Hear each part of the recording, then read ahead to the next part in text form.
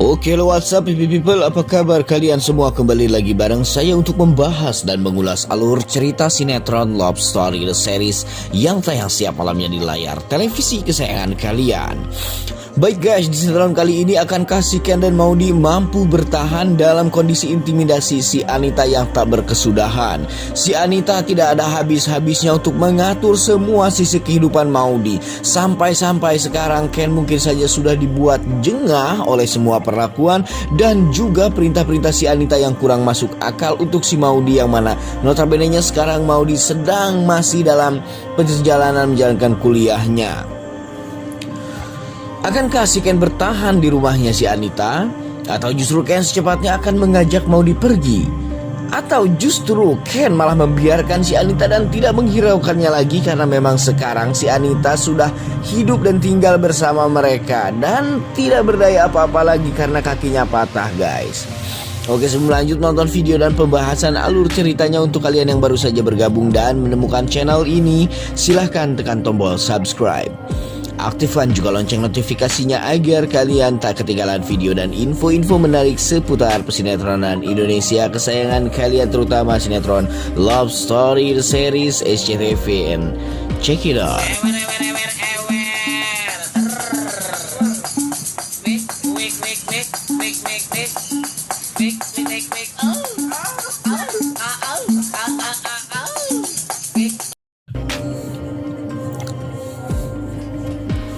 Baik guys, langsung masuk ke adegan awal. Kita bisa melihat di mana ada si Irfan dan juga si Reza yang sudah sampai di rumahnya Wilantara. Di sini agenda si Irfan dan si Reza untuk menyampaikan semua kisi-kisi dan juga praduga si Reza terhadap Ken dan Argadana selama ini. Dimana memang kita bisa menyaksikan ada si Irfan yang selalu saja menyalahkan si Ken perihal kekalahan perusahaannya di tangan Arga Group. Irfan pada awalnya sangat ngotot sekali bahwasanya Ken memang kurang ajar dan tidak bisa menghargai perasaan keluarganya sendiri. Di sini si Irfan pun langsung menyampaikan kepada si Wilantara bahwa agenda dia bersama si Reza datang ke sana hanya untuk membahas perihal si Ken. Kecurigaan si Reza dan si Irfan semakin menguat karena Ken sekarang dihukum oleh bosnya menjadi staf di gudang. Nah, di sini juga si Irfan mengira dan menduga bahwasanya ini semua memang permainan dan skenario si Argadana yang memang sengaja ingin menghancurkan keluarganya satu persatu guys. Ini merupakan feeling dan firasat dari Reza semata. Tapi ya sebetulnya si Argadana sih tidak melakukan apa-apa untuk mereka dan tidak ada unsur balas dendam kembali, yang mana memang kita ketahui Wilantara dan Argadana sejauh ini memang berhubungan baik dan tidak perlu ada yang diperdendamkan lagi. Namun kan si Irfan di sini memang sudah lain wataknya dari sebelumnya. Si Reza pun sangat mendukung sekali upaya keras si Irfan dan juga si Dinda yang selama ini selalu menyudutkan Wilantara dan juga Ken soal rasa tidak enak Wilantara dan Ken kepada Argadana. Baik guys, di sini juga omongan si Irfan ini dikuatkan oleh si Dinda. Dinda yang membenarkan semua ucapan Irfan padahal belum tentu benarnya itu pun mendapat tanggapan dan komentar yang lumayan pedas dari si Wilantara. Wilantara berkata kepada semua orang yang ada di sana bahwasanya saya tidak akan pernah memicu dendam lagi dan tidak akan pernah ada dendam lagi di antara saya dengan Argadana.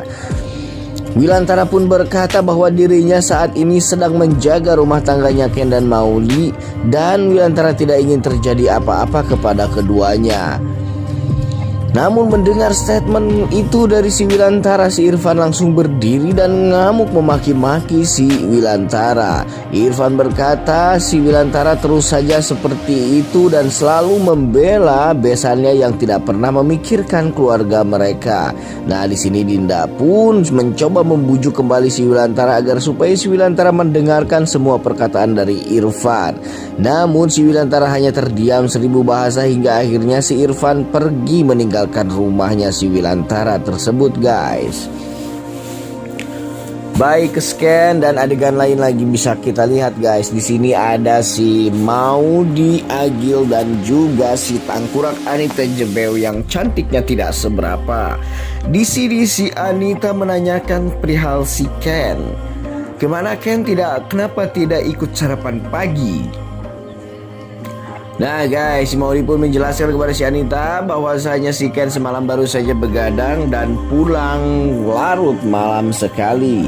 Jadi si Ken butuh istirahat yang agak panjang lagi. Maka setelah sholat subuh si Ken kembali tidur dan terbaring di tempat tidurnya.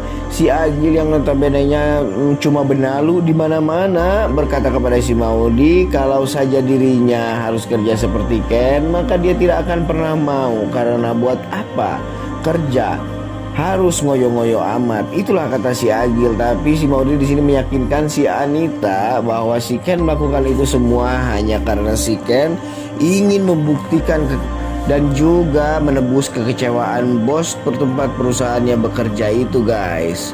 Ken tidak mau karena sekarang kondisi bosnya sedang sangat kecewa sekali kepada si Maudy. Namun di sini si Anita membahas soal casting di salah satu stasiun televisi SCTV guys. Si Anita meminta Maudy untuk tidak kuliah dulu hari ini dan ikut casting saja. Maudy pun berkata kepada si Anita bahwa dia akan izin dulu kepada si Ken. Baik guys, ke scan lain lagi di mana kita bisa melihat ada kebahagiaan si Argadana yang terpancar dari wajahnya. Di situ juga selalu ada si Safira yang mendampingi si Argadana dan mereka membicarakan perihal menyekolahkan si kembar Naura dan Mai. Dan di scan lain lagi di mana ada si Ken yang baru saja bangun dari tidurnya guys.